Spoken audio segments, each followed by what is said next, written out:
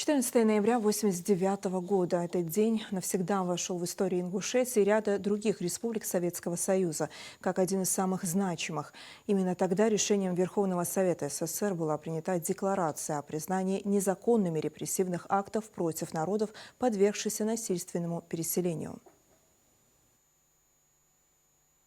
25 мая 1989 года. Вся страна прикована к экранам телевизоров. В Москве открылся первый съезд народных депутатов СССР. Для ингушей, как и для представителей многих других республик, этот форум, объединивший более 1500 народных представителей, стал первой и долгожданной возможностью заявить во всеуслышание: в отношении отдельных народов Советского Союза была допущена жестокая несправедливость. В 30-е и 40-е годы репрессиям и вынужденной ссылке подверглись более 10 народностей, на долгие годы лишившиеся крова и человеческих условий для проживания. Этот вопрос до сих пор не был решен, и съезд, на котором решалась дальнейшая судьба всей страны, не мог обойти его стороной. Боль души целого народа в последующем поднимали и озвучивали на собраниях Верховного Совета СССР многие выходцы из ингушского народа: учителя, механизаторы, писатели. Все они становятся настоящими народными лидерами, смысл жизни которых – борьба за справедливость. Огромная заслуга в принятии уникального по исторической значимости документа, в числе многих, принадлежит истинному патриоту, народному депутату Мусе Дарсигову. Это была настоящая борьба за свои попранные права, объединившая сотни тысяч людей, и продолжалась она вплоть до 1991 года, когда, наконец, страна увидела закон о реабилитации репрессированных народов. Этот документ прямо вытекал из духа и буквы Декларации о реабилитации жертв политических репрессий.